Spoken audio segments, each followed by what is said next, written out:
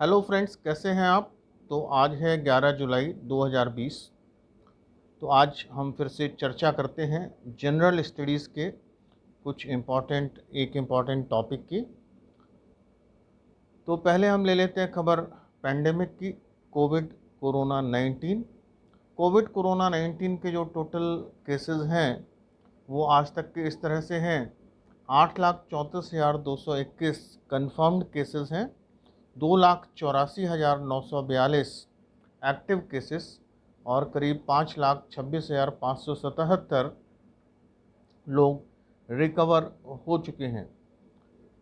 महाराष्ट्र, तमिलनाडु और न्यू दिल्ली लगातार पहले, दूसरे और तीसरे नंबर पर हैं।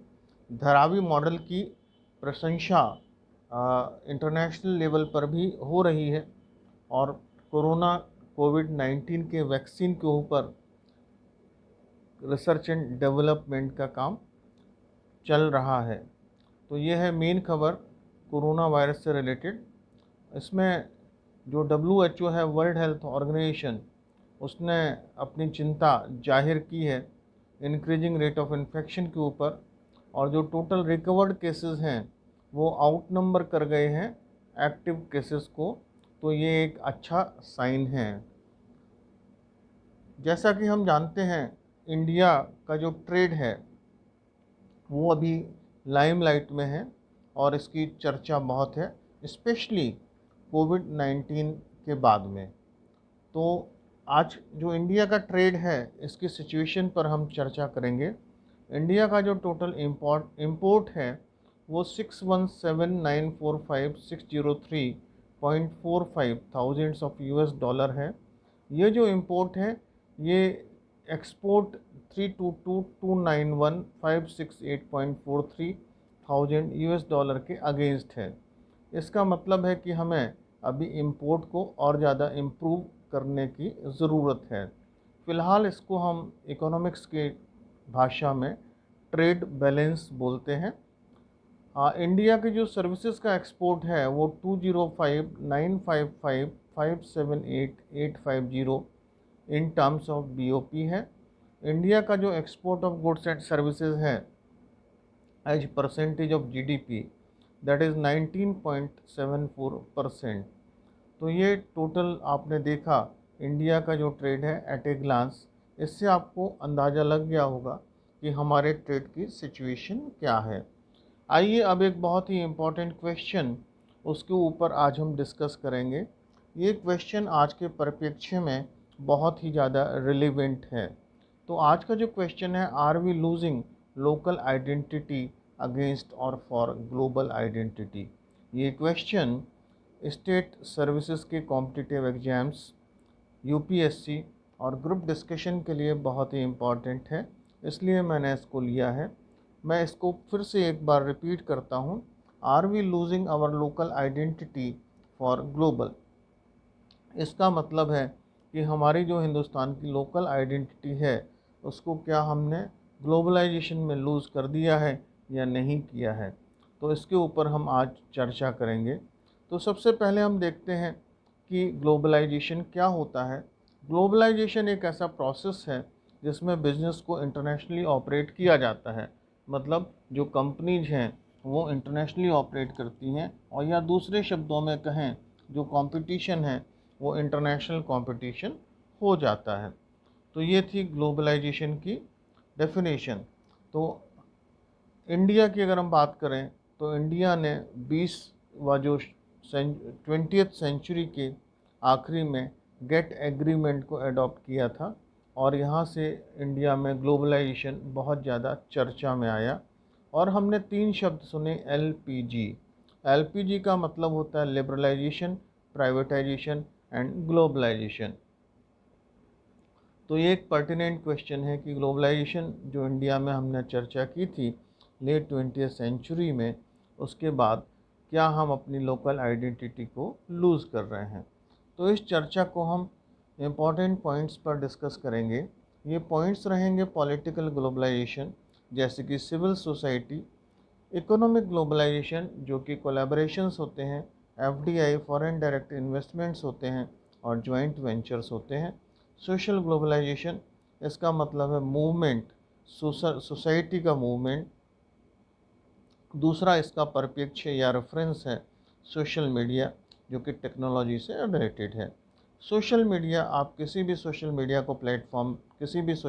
प्लेटफॉर्म को लेंगे तो उसमें आप पाएंगे कि now society becomes a global society. अब जो बाउंड्रीज़ हैं, जियोग्राफिकल बाउंड्रीज़ हैं, उनका मतलब बहुत ही लिमिटेड या सीमित हो चुका है। कल्चरल ग्लोबलाइजेशन, इसमें हम चर्चा करेंगे फ्यूज़न की, transmission of ideas among peer group between many countries. और टेक्नोलॉजिकल ग्लोबलाइजेशन, इसमें हम बात कर सकते हैं ग्लोबल विलेज, मतलब कि पूरा जो वर्ल्ड है that is like a village, एक ग्लोबल गांव की तरह हो गया है। ग्लोबलाइजेशन के बाद रीच बढ़ी है किसी भी प्रोडक्ट की या सर्विस की, और रीच के साथ साथ रिएक्शन भी बढ़ा है। रिएक्शन का मतलब आप मीडिया में सुनते होंगे कि किसी भी प्रोडक्ट को किसी कंट्री ने इंपोर्ट किया और उसके बाद एकदम उसका रिएक्शन आ जाता है कि वो प्रोडक्ट ठीक है कि नहीं, तो ये रिएक्शन भी बढ़ा है। दूसरा एक बहुत बड़ा इम्पैक्ट हुआ है, companies are now operating on 24/7 concept. मतलब जो कंपनीज हैं वो 24 घंटे हफ्ते में 7 दिन काम करती हैं, और हमें नई नई सोच मिली है IVRS इस तरह के फॉर्म में। IVRS का मतलब होता है इंटरैक्टिव वॉइस रिकॉग्निशन सिस्टम। कई भाषाओं में एक साथ काम होता है। जब हम ग्लोबलाइजेशन की चर्चा करते हैं तो ग्लोबलाइजेशन एक पुराना कंसेप्ट है। ग्लोबलाइजेशन 1.0 का जो दौर है वो माना जाता है कि 1820 में शुरू हुआ और लगभग वर्ल्ड वॉर 1 तक ये चला। मतलब जब वर्ल्ड वॉर 1 शुरू हुआ उससे पहले का जो दौर था वो ग्लोबलाइजेशन 1 माना गया है। तो ग्लोबलाइजेशन 1.0 मतलब आपने देखा होगा जब ट्रेन शुरू हुई, स्टीम इंजन की टेक्नोलॉजी आई और मैकेनाइजेशन चीज़ों का शुरू हुआ। ग्लोबलाइजेशन 2.0 ये वर्ल्ड वॉर 2 के बाद शुरू हुआ और लगभग 1990 में ख़त्म हुआ। ये जो ग्लोबलाइजेशन था इससे बेसिकली G7 कंट्रीज़ को बहुत फ़ायदा हुआ। G7 कंट्रीज एक 7 देशों का ग्रुप है, समूह है, और इस समूह में France, Germany, Italy, Canada, Britain, Japan और यूनाइटेड स्टेट्स ऑफ अमेरिका है। इंपोर्ट और एक्सपोर्ट में रैपिड ग्रोथ हुई। जो डेवलप्ड कंट्रीज़ थे G7 जिसकी मैंने चर्चा की, इनका एक्सपोर्ट बहुत ज़्यादा बढ़ा, और जो GDP कंट्रीब्यूशन है वो 1820 में लगभग इनका 1/5 था, और ये बढ़कर 2/3 1988 के आते आते हो गया। तो ये जो इकोनॉमिक डिफरेंस है ये विजिबल है, बहुत बड़ा है। ग्लोबलाइजेशन 3.0 20th सेंचुरी के लेट 20th सेंचुरी में शुरू हुआ, और जो विजिबल चेंज आपने महसूस किया होगा वो ICT, इंफॉर्मेशन कम्युनिकेशन टेक्नोलॉजी के फॉर्म में विजिबल हुआ। तो आई थिंक आपको समझ में आ गया होगा ग्लोबलाइजेशन के दौरान किस तरह से पूरे वर्ल्ड में चेंजेस हुए, वर्ल्ड वॉर का इसमें इम्पैक्ट क्या रहा। और as far as India is concern, जहाँ तक हम हिंदुस्तान की बात करें तो 1947 में हमें आज़ादी मिली, इंडिपेंडेंस हुआ। मतलब 1947 के बाद ही हम इंडिया के परिप्रेक्ष्य में ग्लोबलाइजेशन की बात करते हैं। उससे पहले भी एक दौर जिसे हम ग्रेट डिप्रेशन का दौर कहते हैं वो 1930 के लगभग आया। तो आशा करता हूँ कि आपको ग्लोबलाइजेशन का जो क्रोनोलॉजी है, टाइमलाइन है, समझ में आ गई होगी, और किस तरह से टेक्नोलॉजी का ग्लोबलाइजेशन में कंट्रीब्यूशन रहा। अगर हम ग्लोबलाइजेशन की बात करते हैं तो ये बेसिकली 5 एट्रीब्यूट्स के ऊपर डिपेंड करता है। पहला एट्रीब्यूट हम मान सकते हैं गुड्स का। ग्लोबलाइजेशन से जो चीज़ें हैं, ज़्यादा से ज़्यादा चीज़ें बॉर्डर को क्रॉस करती हैं। अगर आप मार्केट में जाएं तो देखेंगे कि इलेक्ट्रॉनिक आइटम्स और बहुत सारे ऑटोमोबाइल आइटम्स, बहुत सारे आइटम्स आपको दूसरे देशों के बने हुए मिल जाते हैं। तो पहला जो आप विजिबल इफेक्ट देखते हैं, इम्पैक्ट देखते हैं ग्लोबलाइजेशन का, that is in the form of goods. मतलब आपको बाहर की चीज़ों को खरीदने का मौका मिलता है। और इससे कंपटीशन बढ़ता है। दूसरा इसका एट्रीब्यूट है आइडियाज़। आइडियाज़ शेयर किए जाते हैं। इसका एक बहुत ही सिंपल एग्जाम्पल ये हो सकता है कि हिंदुस्तान में ग्लोबलाइजेशन के बाद आपने महसूस किया होगा कि आर्किटेक्चरल प्लान में बहुत फ़र्क आया। मतलब नए नए इंफ्रास्ट्रक्चरल बिल्डिंग आपने देखी होंगी और इनका आर्किटेक्चर बहुत ज़्यादा इम्प्रूव हुआ। तीसरा है पीपल। ग्लोबलाइजेशन से मूवमेंट स्टार्ट होता है, लोग इधर से उधर जाते हैं। आपने महसूस किया होगा कि लेट 20वीं सेंचुरी के बाद इंडिया से आईटी प्रोफेशनल्स बहुत सारे देशों में गए, specially United states of America में गए। तो ये एक इम्पैक्ट था ग्लोबलाइजेशन का लोगों के ऊपर। फिर सर्विसेज भी बॉर्डर को क्रॉस करती हैं। इसका एक बहुत ही सिंपल सा एग्जांपल है कॉल सेंटर्स या फिर टिकटिंग। एयर टिकटिंग में अगर कोई टिकट बुक हो रहा है तो ज़रूरी नहीं कि वो टिकट, एक कंट्री का टिकट दूसरे कंट्री से भी बुक हो सकता है। तो ये इम्पैक्ट ग्लोबलाइजेशन का होता है सर्विसेज के ऊपर। और कैपिटल का फ्लो फास्ट हो जाता है, बढ़ जाता है एक कंट्री से दूसरे कंट्री में। अब हम बात करते हैं कल्चरल एस्पेक्ट्स की। तो ग्लोबलाइजेशन से कल्चरल शिफ्ट होता है फ्रॉम लोकल टू ग्लोबल। इसका मतलब है कि इंडिया में आपने महसूस किया होगा कि rising trend of western culture in India, मतलब भारत के अंदर वेस्टर्न कल्चर का एडॉप्शन या एडेप्टेशन तेज हुआ। फ्यूजन हुआ रीजनल लैंग्वेजेस का ग्लोबल लैंग्वेजेस में। इसका बहुत अच्छा उदाहरण है पंजाबी पॉप।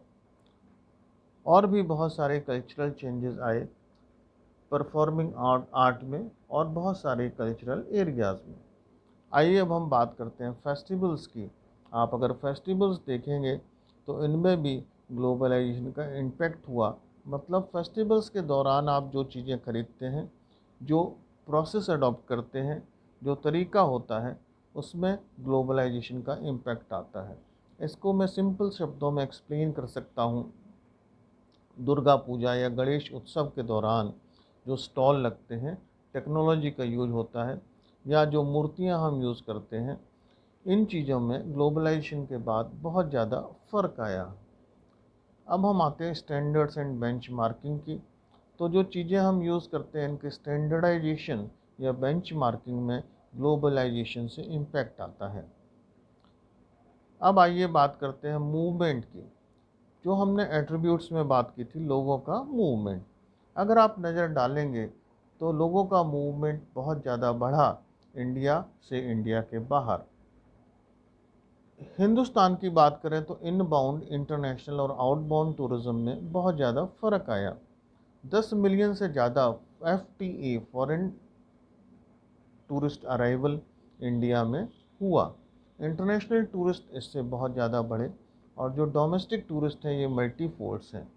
एयरपोर्ट की बात करें तो हिंदुस्तान में एयरपोर्ट्स की संख्या बढ़ी, अच्छे अच्छे एयरपोर्ट्स बने, इंटरनेशनल एयरपोर्ट्स बने, शिपिंग बढ़ी और शिप क्रूज़ का कंसेप्ट आया। कहने का मतलब ये है कि मूवमेंट में बहुत ज़्यादा इजाफा हुआ और लोगों ने बहुत ज़्यादा ट्रैवल करना शुरू किया। अब हम बात करते हैं इंडियन इथोस की, स्पेशली कोविड-19 के बाद जब बात हुई संक्रमण की, और इस तेज़ी से फैलते हुए संक्रमण पर थोड़ा कंट्रोल पाने के लिए लोगों ने नमस्ते इंडिया को अडॉप्ट किया। ये एक पॉजिटिव साइन था। इंटरनेशनल योगा डे को पूरे वर्ल्ड में सेलिब्रेट करना शुरू किया गया and it was declared by United Nations. इसे संयुक्त महाराष्ट्र संघ ने डिक्लेयर किया। अब हम बात करते हैं मैन्युफैक्चरिंग सेक्टर की। मैन्युफैक्चरिंग सेक्टर का साइज श्रिंक हुआ। मतलब हमारा मैन्युफैक्चरिंग सेक्टर श्रिंक हुआ, जो कि मैंने शुरुआत में आपको बताया था। इंपोर्ट एक्सपोर्ट से आपको समझ में आ गया होगा। टेक्नोलॉजी ट्रांसफ़र आसान हुआ इंडिया के लिए। मतलब बहुत सारी बड़ी कंपनीज़ ने, मल्टीनेशनल कंपनीज़ ने इंडिया में प्लांट लगाए और हमें टेक्नोलॉजी दी। उसका रिजल्ट ये हुआ कि इंडिया में आप लगभग सारे ब्रांड की ऑटोमोबाइल, कार, जीप या गाड़ियाँ देख सकते हैं। There is global society in globalization. Globalization में सोसाइटी है उसको हम ग्लोबल सोसाइटी के नाम से आइडेंटिफाई करते हैं। अब हम बात करते हैं इंडस्ट्रीज़ की। ऑटोमोबाइल सेक्टर में जो स्टैंडर्ड है व्हीकल्स का पॉल्यूशन के लिए वो बदला, और हम धीरे धीरे इंटरनेशनल जो नॉर्म्स हैं उसकी तरफ मूव कर रहे हैं। इंफ्रास्ट्रक्चरल फैसिलिटीज़ में भी बहुत इजाफा हुआ, जैसे कि एक बहुत बड़ा प्लांट मोबाइल मैन्युफैक्चरिंग का नोएडा में लगा और एक प्लांट बेंगलुरु में लगा, तो ये एक पॉजिटिव इम्पैक्ट था। अब इसको हम एक डायग्राम से समझ लेते हैं। हमारा क्वेश्चन था, are we losing local identity during globalization. तो इसमें हमने 4 एस्पेक्ट्स के ऊपर बात की। तो ये एस्पेक्ट थे social, commercial, cultural and technology. I hope कि आपको इस क्वेश्चन का आंसर इसमें मिल गया होगा। तो अब हम इसको कंक्लूड कर लेते हैं। Based on the above discussion, जो हमने अभी डिस्कशन किया, हम ये बोल सकते हैं कि हाँ, हम लोगों ने ग्लोबल आइडेंटिटी तो लूज़ की, लेकिन इस ग्लोबलाइजेशन से हमें फ़ायदा भी हुआ। लेकिन ये राइट टाइम है वोकल फॉर लोकल को अडॉप्ट करने का और मेक इन इंडिया पर रियल सेंस में ज़्यादा फोकस करने का। अगर हम मेक इन इंडिया पर रियल सेंस में और ज़्यादा फोकस करेंगे, ज़्यादा से ज़्यादा कोलैबोरेशन करेंगे टेक्नोलॉजी को इंडिया में ट्रांसफ़र करने के लिए, तो इससे इंडिया को बहुत ज़्यादा फ़ायदा होगा। जैसा मैंने आपको बताया भी, ग्लोबलाइजेशन 3.0 का फ़ायदा इंडिया और चाइना को ज़्यादा होना संभावित है। आपने देखा भी होगा कि इंडिया में ऑटोमोबाइल सेक्टर, मोबाइल सेक्टर और डिफेंस के सेक्टर में और स्पेस साइंस के सेक्टर में बहुत ज़्यादा बदलाव आने वाला है कमिंग 10 ईयर्स में।